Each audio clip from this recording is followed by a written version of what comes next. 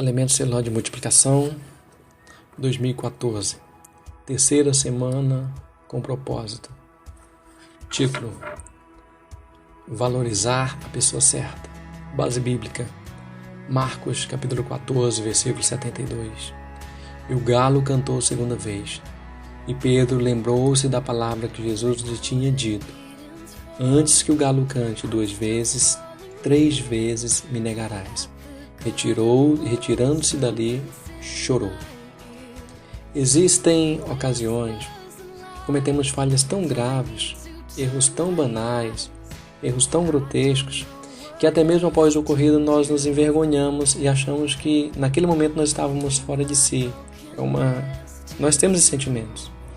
Essas sensações se tornam mais graves quando envolvemos pessoas queridas, pessoas que nos fizeram bem, pessoas que nos ajudaram, pessoas que padeceram e sofreram algo por nós, enfim, pessoas que não mereciam tais tratamentos, que não mereciam respostas tão duras, posturas tão severas, até mesmo a oposição nossa a um pensamento dela e aquela exposição pública. E nesses casos, tanto eu como você temos muito a aprender, avaliando melhor cada situação e dando valor a quem realmente merece.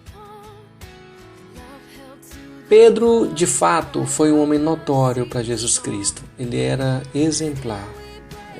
Ele era muito bom mesmo. Pelo fato de ele ser o discípulo mais velho em idade deles, então os outros discípulos tinham ele como uma referência, como um tipo de liderança. Eles poderiam até dizer assim: se Pedro for, eu também vou. Se Pedro crer, eu também creio. E Pedro ele sabia desse papel que ele exercia também junto aos discípulos, não era algo novo para ele. E um dia, como demonstração dessa sua vontade de seguir a Jesus Cristo, de estar disposto por Jesus Cristo, de até mesmo morrer por Jesus Cristo, ele falou uma frase lá em Marcos capítulo 14, versículo 29, onde ele diz o seguinte: ainda que todos se escandalizem, nunca, porém ele dizia, eu nunca vou me escandalizar do Senhor, eu nunca vou lhe desprezar, eu nunca vou lhe trair.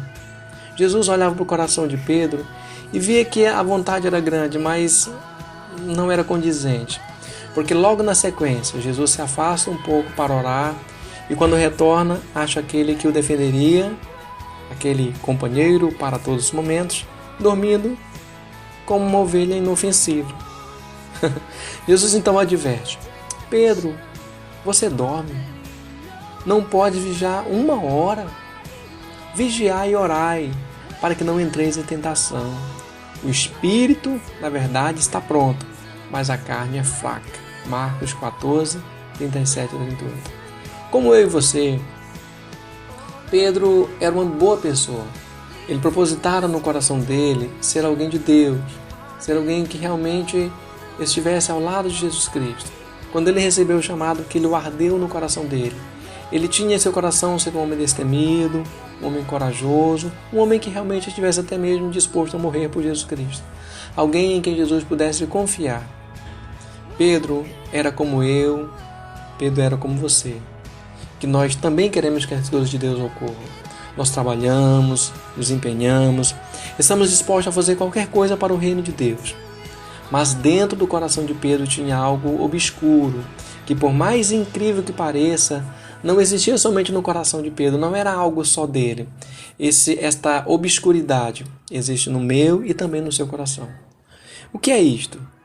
É a singularidade da palavra nós.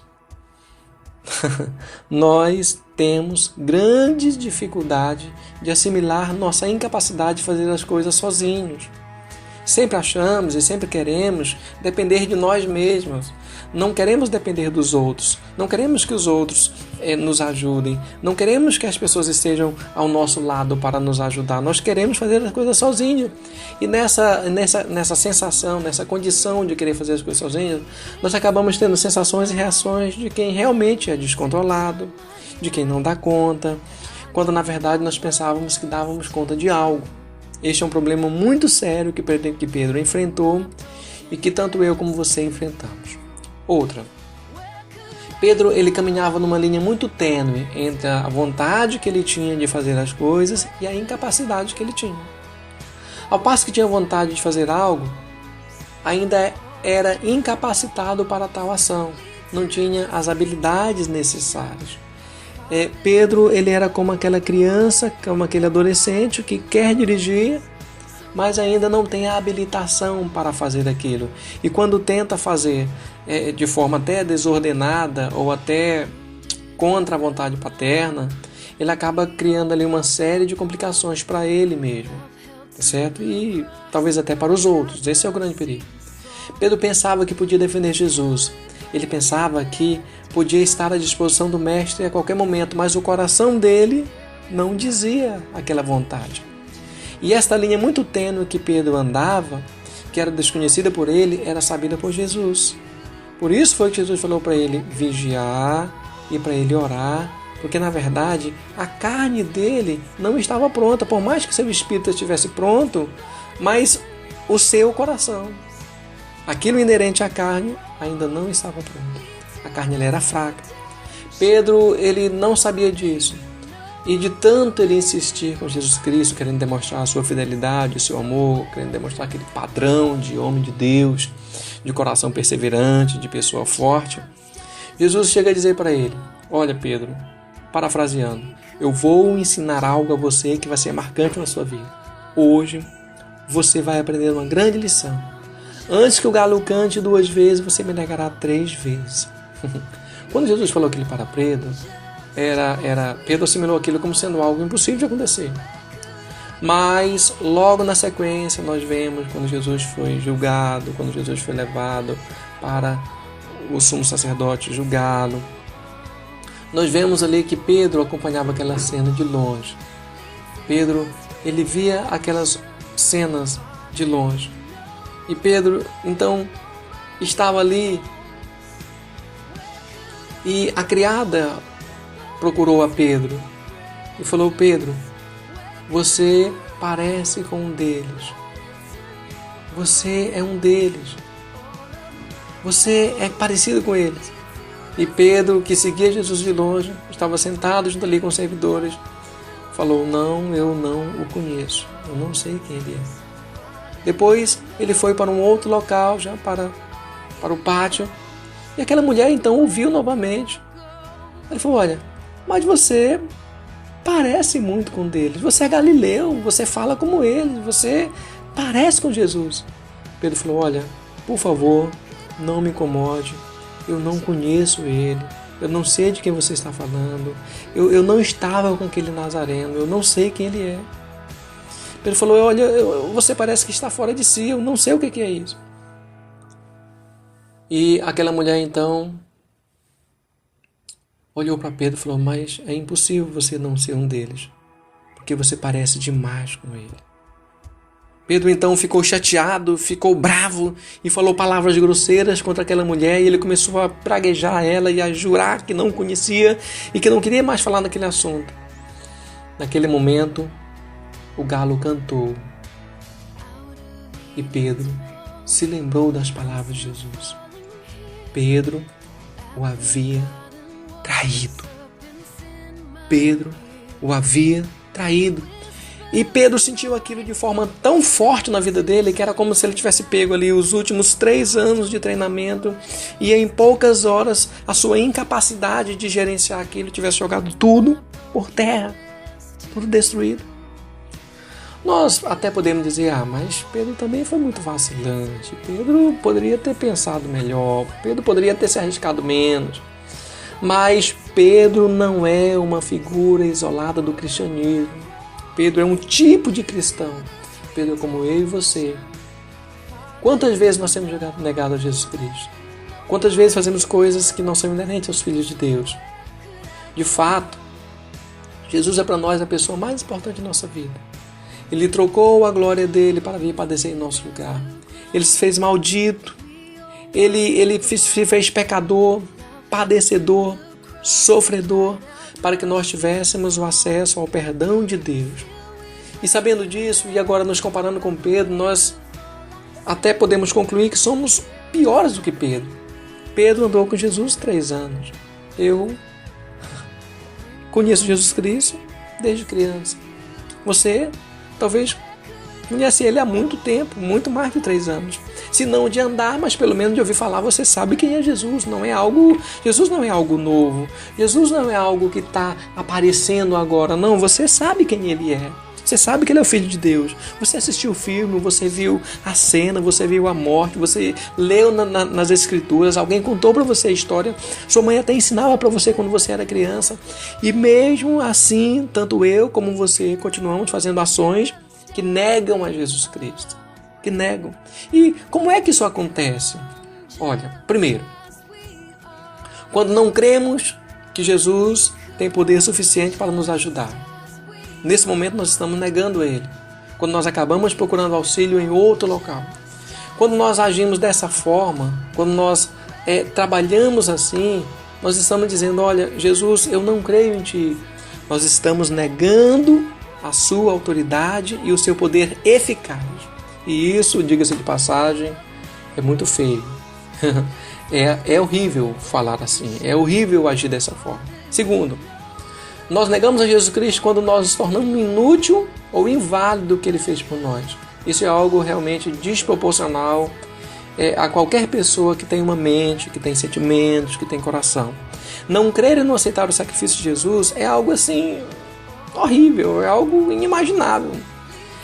É não assumir que Jesus morreu por nós. E quando nós o fazemos assim, nós estamos negando Ele. Quando Ele chamou os discípulos e nos chamou, Ele dizia para nós carregarmos a nossa cruz e para nós negarmos a nós mesmos e não o contrário. Nós às vezes queremos deixar a cruz e negar a Ele. Isso é muito ruim. E muitas vezes nós preferimos exatamente o contrário, assim, negar a Jesus Cristo e deixar a nossa cruz. Quando menos percebemos, nós nos tornamos meros objetos de histórias sem sentidos, instrumentos desnecessários, atores de cenas desvaridas. E quando nós não aceitamos o que Cristo fez por nós, a Bíblia menciona que é como se nós estivéssemos novamente crucificando Ele, tornando Ele maldito. Terceiro, quando que nós negamos a Jesus Cristo? Quando nós deixamos de anunciar aos outros o que Ele fez por nós. Eu já mencionei várias vezes e não canso de mencionar a grande obra que Deus fez na minha vida, me restaurando, curando. E é algo realmente impactante. Mas eu lembro do que o Senhor fez na vida de um homem, e a grande lição que eu quero tomar como verdade, assim, nesse momento. Jesus encontrou aquele homem, ele era conhecido como o endemoniado de Gadara, a terra dos Gadarenos. Jesus, quando encontrou aquele homem tinha cabelos grandes, ele vivia solto no meio da floresta, porque as pessoas não conseguiam prendê-lo, ele quebrava as cadeias, ele quebrava as correntes, e ele vivia largado no meio do mundo. Cabelo grande, unha grande, barba grande, sujo, muito tempo sem tomar banho, muito tempo aprisionado pelos demônios. E quando aquele homem viu a Jesus Cristo, mesmo estando possesso, aqueles demônios o impulsaram a ir a Jesus e aqueles demônios então falaram: Senhor, já vieste nos atormentar? Porque Jesus, quando viu aquele homem vindo, Jesus expulsou aquele demônio, Jesus deu uma ordem contra eles. E aqueles demônios saíram daquele homem. Jesus expulsou o demônio daquele homem. E aquele que era tido como louco, como perdido, como desgraçado, como um caso sem solução, após receber Jesus Cristo, ele agora se senta juntamente com os discípulos. Vamos imaginar ele agora de barba feita, cabelo cortado, roupa limpa, entendimento totalmente certo, totalmente verdadeiro. Ele então observa o que Jesus Cristo fala e quando Jesus se levanta, imaginemos, para dar continuidade à sua missão, aquele homem então o interpela dizendo: Senhor, por favor, Senhor, deixe-me ir contigo, eu quero te seguir. Jesus então olha para ele e fala: olha, faz uma coisa, vai, volta para a tua família, volta para os teus, para a casa do teu pai e diz a ele quão grandes coisas Deus tem feito por você. Quando nós nos encontramos com Jesus, a nossa vida também foi transformada. Nossa vida foi mudada e negar Negar, dizer isso aos outros, é negar a obra que ele fez por nós. É negar isso. Nós precisamos, então, conectar vida em nós. Eu quero conclamar você a mudar de opinião.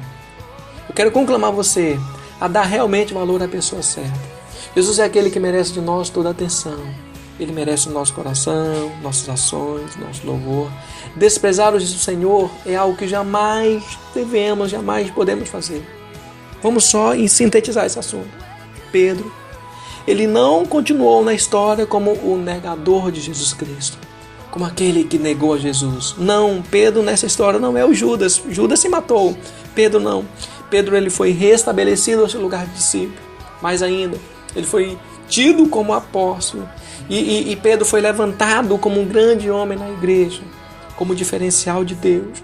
Pedro, numa só pregação, se converteram mais de 3 mil pessoas. E Pedro era exemplo na igreja. E Pedro era autoridade na igreja. Pedro entendeu que ele não precisava ter negado a Jesus Cristo. E que melhor do que negar a Jesus Cristo era ter um coração verdadeiro. Um coração que seja realmente autêntico. E que este desejo de Pedro, esta nova vida de Pedro, seja realmente o meu e o seu coração. Que nós aprendamos a dar valor à pessoa certa. Aprendamos a não confiar em nós mesmos, mas a confiar no Senhor. Aprendamos que o nosso coração às vezes quer nos enganar. E que melhor do que o engano no coração é o propósito que Deus tem para mim, que Deus tem para você, de nos fazer pessoas exemplares, como foi Pedro. Que este seja o meu e o seu propósito.